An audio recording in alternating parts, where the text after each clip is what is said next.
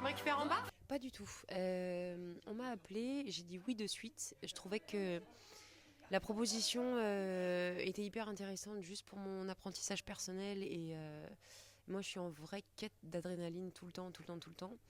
Et quand on m'a demandé, naturellement, je sais pas, j'ai dit un grand oui. La chose est que je vais quand même danser, ça c'est sûr. Après, c'est sûr que je vais pas danser avec un artiste. Je pense que c'est une bonne chose pour le programme, oui, parce qu'il y a des nouveaux danseurs aussi qui arrivent, qu'on ne connaît pas et qui, je pense, à mon avis, sont très très bien. Je trouve que ça met de la fraîcheur. Enfin, c'est rester toujours dans un même truc.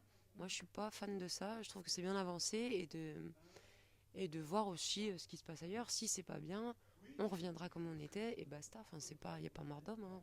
Non, je pense pas. Je pense en fait que je suis quand même très rock'n'roll au final et que du coup, ça peut créer des situations assez drôles parce que j'ai pas de filtre moi.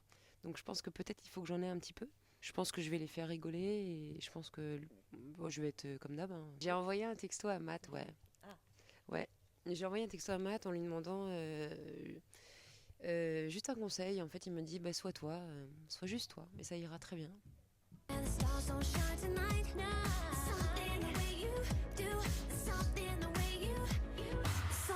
Ce n'est pas les danseurs que je juge, ce sont les artistes. Après, les danseurs, on se connaît certains depuis 10 ans.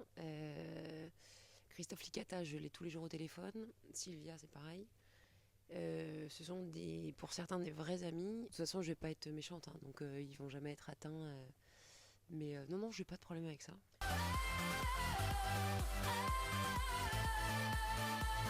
Point fort, je pense que c'est le fait justement d'avoir été dans ce pro pendant 5 saisons. Je pense que le point fort, c'est de savoir ce qui se passe exactement dans ces salles de répétition.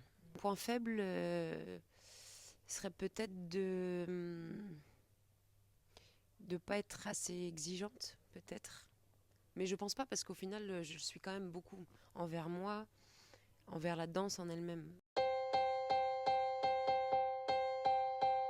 Standing in a crowded room and I can't see your face. J'ai demandé, ouais. Enfin, alors non, j'ai pas demandé à danser sur tous les primes, j'ai juste demandé à danser. Pourquoi j'ai juste demandé ça? Parce que j'aime tellement danser que si je ne danse pas sur ce parquet qui est entre guillemets aussi chez moi, je vais me sentir frustrée. C'est pas du tout ça. Moi, je suis une danseuse et je danse encore une fois tous les jours. Je me réveille le matin, je mets mon casque, je danse quoi.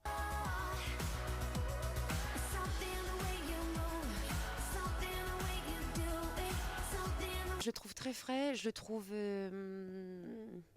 moins élevé que l'année précédente, donc je trouve ça très bien, parce que je trouvais que l'année précédente, au premier prime, le niveau était bas, super haut, et du coup la marge de progression est beaucoup plus difficile quand même que si tu commences avec quelques bases, quelques notions, clac, tu progresses, et au final tu arrives à la fin, au bout du 10e prime, à faire un vrai danseur de l'artiste au départ.